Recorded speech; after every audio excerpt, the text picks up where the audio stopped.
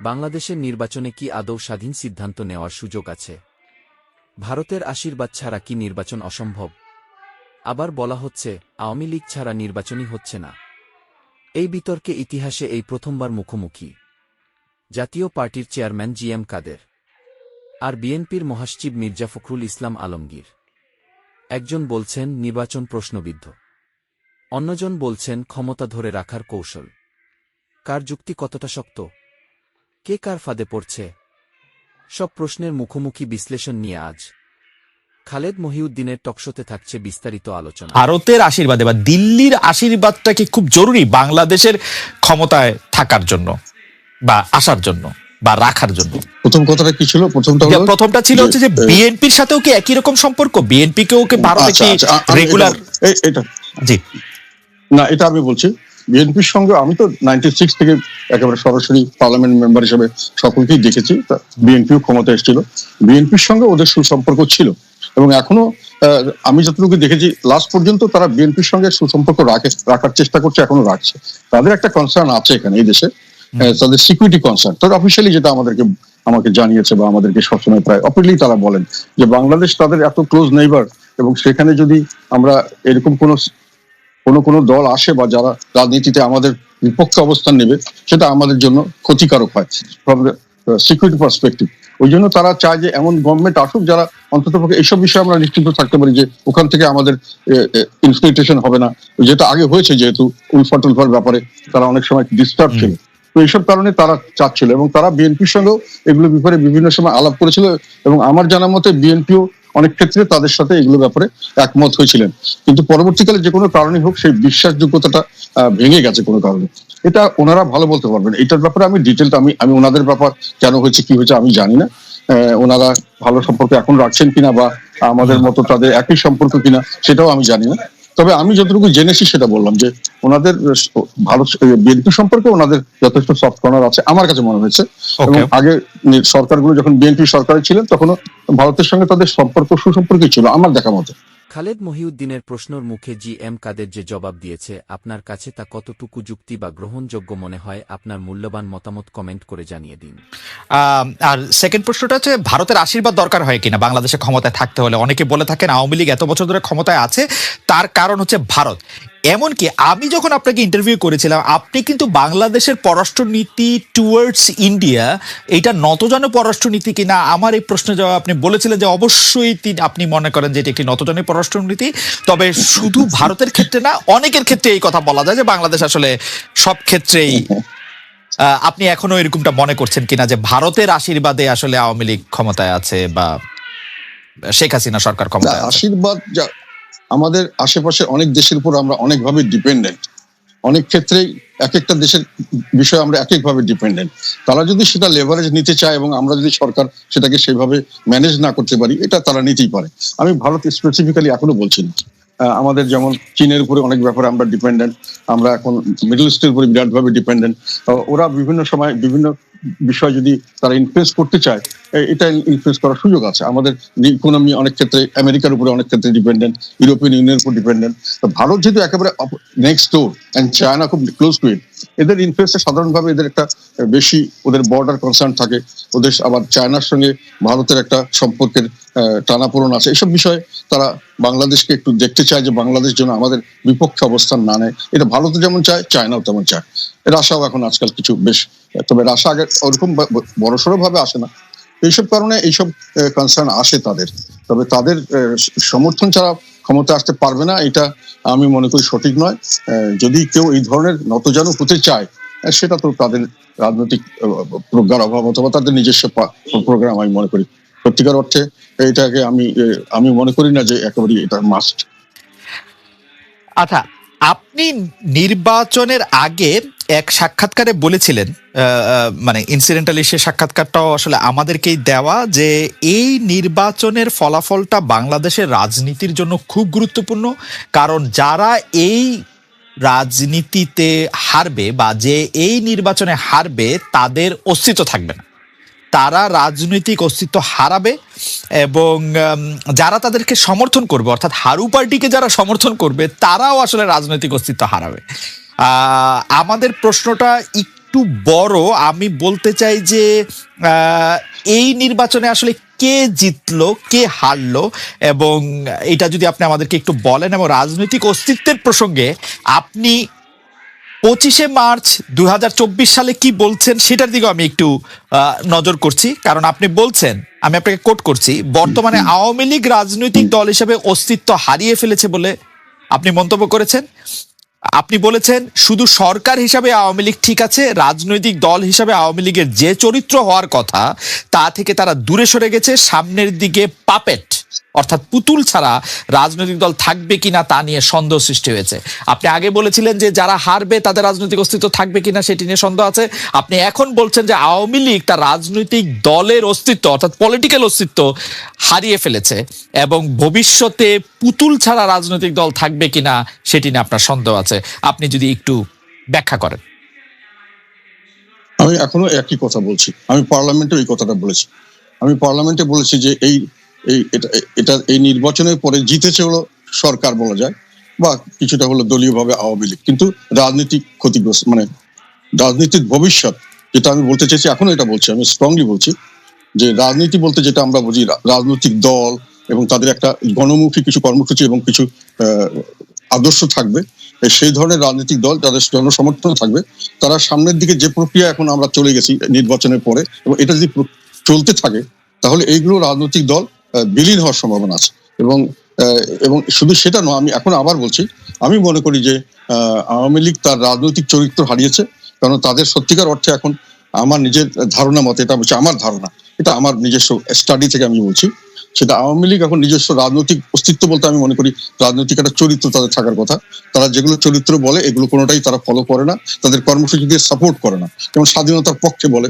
এটা নিয়ে কয়েকদিন আগে আমেরিকান একটা ইয়েতে তাদের আইনের স্বাধীনতা, রাজনৈতিক স্বাধীনতা, তারপরে অর্থনৈতিক স্বাধীনতা, এগুলো তারা নিম্নগামী। সার্বভৌমত্বের ব্যাপারে ওইভাবে বলা যায় না, তবুও আমি মনে করি দেশের মানুষের কাছে যদি প্রশ্ন করা যায় যে তারা ওই স্বাধীনতা কতটুকু রক্ষা করছেন, এই ব্যাপারেও তাদের ফেভারে খুব বেশি আসবে না। তারপরে তারা যেটা বলেন যে ওই আমাদের স্বাধীনতার পক্ষে এবং কিসের এটা মুক্তিযুদ্ধের পক্ষে, এটা একটা ডাহা, একটা উল্টো কথা। এটা আমি মনে করি তারা একেবারে সম্পূর্ণভাবে মুক্তিযুদ্ধের বিপক্ষে শক্তি, কারণ মুক্তিযুদ্ধ করা হয়েছিল আমাদের দেশের বৈষম্য বিরুদ্ধে, এটা সংগ্রাম ছিল, যেটা ভাষা আন্দোলনের মাধ্যমে, এটা বৈষম্য, ঢাকা দিয়ে ভাষা দিয়ে আমাদেরকে বৈষম্য করা হতো। ভাষা যদি আমাদের রাষ্ট্রভাষা আমাদের লোকদের না হয়, তাহলে আমরা চাকরি বাকরিতে বৈষম্যের শিকার হতাম। সেই জন্যই যুদ্ধটা হয়েছিল, তাদের সঙ্গে সংঘর্ষ হয়েছিল, আন্দোলন হয়েছিল, মানুষের জীবন দিয়েছে। ভাষা ব্যবহার করে আমাদেরকে বৈষম্য করা হতো। তবে 6 দফা যখন দেখা হলো, তখনও 6 দফার উদ্দেশ্য ছিল স্বাধীনতা নয়, 6 দফা ছিল আমার বৈষম্য মুক্তি চাই। তখন এটা হলো না, অ্যাটাক করা হলো, তখন জনগণ সিদ্ধান্ত নিল আমার একটা নিজস্ব দেশ চাই, সেই দেশটা হবে প্রজাতন্ত্র, এটা সবচেয়ে বড় কথা, প্রজাদের দেশ হবে, যাতে করে আমি বৈষম্য মুক্ত সমাজ করতে পারি, যেটাতে করে আইনের শাসন এবং ন্যায় বিচার ভিত্তিক সমাজ করতে পারি। ফলে এইটাই ছিল মুক্তিযুদ্ধের আর স্বাধীনতা যুদ্ধের চেতনা। আমি প্রজাতন্ত্র চাই, আমি রাজতন্ত্র চাই না। সেখানে প্রজারা হবে দেশের মালিক, প্রজারা তাদের প্রতিনিধি ঠিক করবে, তারা তাদের প্রতিনিধিদেরকে তাদের কথা মতো চলতে বাধ্য করবে, না চললে তাদেরকে পরিবর্তন করবে। এখন আওয়ামী লীগ এগুলো সবগুলো ভায়োলেট করছে এবং তারা বৈষম্য সৃষ্টি করছে বিভিন্নভাবে, আওয়ামী লীগ, নন আওয়ামী লীগ, এবং তাদের বিভিন্ন ক্যাটাগরি করছে।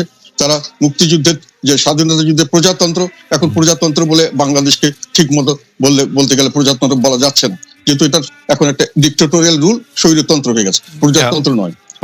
মুক্তিযুদ্ধ তারা এটা কিছুই মানছে না।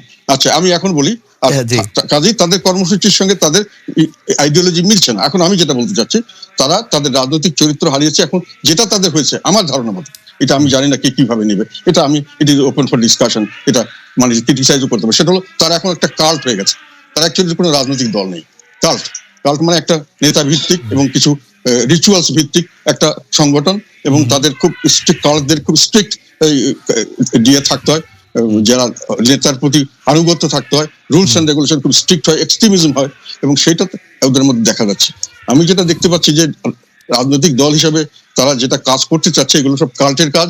যেমন আমাদের একজন খুব মহান নেতা, ওনাকে আমরা সবাই শ্রদ্ধা করি, উনি এবং ওনার পরিবারকে নিয়ে একটা সারা দিন রাতি মোটামুটি একটা বন্দনা করা হয়, এটা একটা কাল্টের একটা রিচুয়ালস আমার মনে হয়। তারপরে ওনাদের কিছু দুঃখজনক ঘটনা ঘটেছে, সেটা নিয়ে একটা মাতম করা হয়, আর কিছু সামান্য কয়েকটা ঘটনা, কয়েকটা বক্তৃতা নিয়ে দিন রাত বিভিন্ন সময় বিভিন্ন ভাবে এটাকে বলা হয় একই জিনিস, এবং এটাকে বারংবার সকাল বিকাল রাত মানে মাঠে ঘাটে সবসময় বলা হয়, এগুলো আমি মনে করি রাজনৈতিক চরিত্র না, এগুলো হলো কাল্টের চরিত্র। এবং আমি আরেকটা কথা বলতে চাচ্ছি এখানে, আমি একজনকে জানি, ইয়াং একজন, উনি এই দলের সঙ্গে জড়িত, দল করতেন, আওয়ামী লীগ করেন এখন। উনি এক ভদ্রলোককে খুব পছন্দ করতেন, তার জ্ঞান বুদ্ধি বা সেসব কারণে, এবং উনি যখন দেখলেন যে ওনার দলের শীর্ষ নেতা তাকে পছন্দ করেন না, তখন উনি ওটা থেকে দূরে সরে আসলেন। তার মানে যে কাল্টিজম, মানে ওখানে আমার ব্যক্তিগত বিষয় এখানে আসবে না। তো ফলে এখন যেটা আমি বলতে চাচ্ছি যে রাজনৈতিক বৈশিষ্ট্য থাকছে না, এটা একটা মেশিন হয়ে যাচ্ছে, একটা শাসন যন্ত্র, এবং সেখানে সমস্ত প্রশাসন, সমস্ত বাহিনী নিয়ে একটা শাসন কার্য চলবে, ওই রাজনীতি চলছে। আর একটা কথা বলি, যেখানে রাজনীতি বলতে বোঝা যাচ্ছে প্রজাতন্ত্রের রাজনীতি, সেখানে জনগণের পার্টিসিপেশন ছাড়া সরকারি রাজনীতি, মানে যেখানে সরকারি কাজকর্ম বা সরকার পরিচালনা, রাজা কাজ করা, সেটা প্রজারা করবে, সেটা যখন প্রজারা সেখানে থেকে দূরে সরে যায়, রাজনীতিকরণ হয়, যেটা আওয়ামী লীগ করছে। ভোটের সময় তাদেরকে আসতে দিচ্ছে না, তাদের কোনোখানে জনগণের কথা শোনা হচ্ছে না, তাদেরকে কথা বলতে দেওয়া হচ্ছে না। এটা তাদের বিরাজনীতিকরণটা, এটি হলো আমি মনে করি স্বাধীনতার চেতনার সবচেয়ে বড় বিরুদ্ধে সবচেয়ে বড় অবস্থা। খালেদ মহিউদ্দিনের প্রশ্নর মুখে যারা নির্বাচনে হারবে তাদের অস্থির থাকবে কিনা সন্দেহ আছে, এবং আওয়ামী লীগে বর্তমানে তার আদর্শ হারিয়ে ফেলেছে কেবল পুতিল ছাড়া ভবিষ্যতে আওয়ামী লীগ টিকবে না। খালেদ মহিউদ্দিনের প্রশ্নর মুখে জি.এম. কাদের যে জবাব দিয়েছে আপনার কাছে তা কতটুকু যুক্তি বা গ্রহণযোগ্য মনে হয়, আপনার মূল্যবান মতামত জানিয়ে দিন। সেটা আপনি খুবই প্রাঞ্জল ভাষায় আমি একটা প্রশ্ন করতে চাই যে ভারত যে আওয়ামী লীগের সাথে কথা বলে বা জাতীয় পার্টির সাথে সুসম্পর্ক রাখতে চায়, আওয়ামী লীগের সাথে সম্পর্ক রাখতে চায়, ভারত এইখানে pick and choose Awami League এবং জাতীয় পার্টিকেই কেন করে? মানে বিএনপির সাথেও কি এরকম তারা সুসম্পর্ক রাখতে চায় বা তারা এরকম করে পরামর্শ উপদেশ দেয়? মানে আপনার কি মনে হয় যে ভারতের আওয়ামী লীগ এবং জাতীয় পার্টির সাথে বেশি ভালো সম্পর্কের এটা কি? বিএনপির রাজনীতিটা, আপনি যে বিষয়টা নিয়ে আসছেন, বিএনপির রাজনীতির কাছে এটা খুব গুরুত্বপূর্ণ বিষয় না।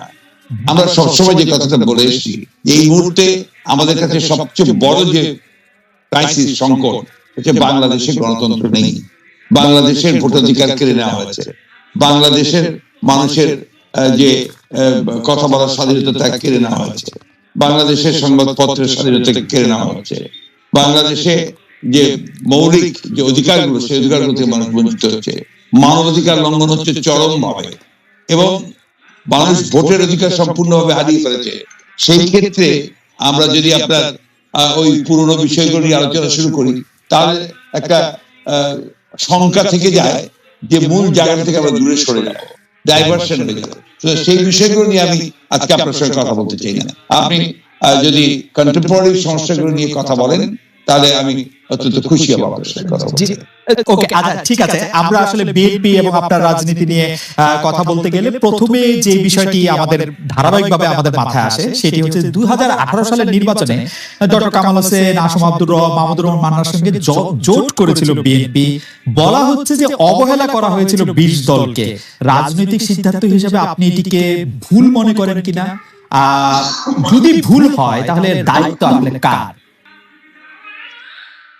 এই বিষয়টা এখন অনেক পুরনো বিষয়, এই আলোচনার মধ্যে আসাটাকে আমি খুব সমীচীন মনে করি না। কারণ এখন অনেক চলাচল পার হয়েছে, অনেক ঢেউ পার হয়েছে, অনেক পানি গড়িয়েছে। এখন রাজনীতি সম্পূর্ণ নতুন প্রেক্ষাপট।